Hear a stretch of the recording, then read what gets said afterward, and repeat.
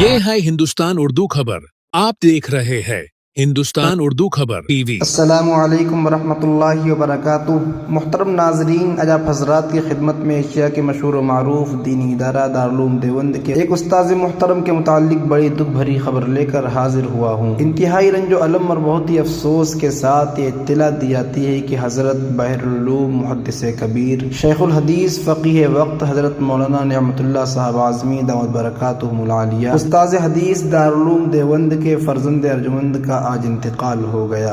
इन्ना लिल्लाहि व इन्ना इलैहि राजिऊन। अल्लाह ताला मरहूम को जन्नतुल फिरदौस में आला मकाम अता फरमाए, उनकी बाल बाल मग़फ़िरत फरमाए, दर्जात बुलंद फरमाए, जन्नतुल फिरदौस में आला मकाम अता फरमाए और हज़रत उस्ताद मोहतरम को मुकम्मल आफ़ियत व सुकून अता फरमाए। दिल की गहराइयों से यही दुआ निकलती है कि अल्लाह ताला हज़रत का साया तादेर कायम व दायम रखे। आज ही सुबह दर्स हदीस के दौरान हज़रत फरमा रहे थे कि 2-3 दिन छुट्टी करूँगा, तबीयत नासाज लग रही है, आवाज़ सही से नहीं निकल रही है। वाकई अल्लाह वालों पर बाज़ औक़ात इसी तरह पर्दे उठते हैं और वो अनजान होकर भी किसी हकीकत की खबर दे जाते हैं। अल्लाह ताला हमारे मोहसिन मुरब्बी को सलामत रखे और उनके इस गम को सब्र और रज़ा इलाही से भर दे।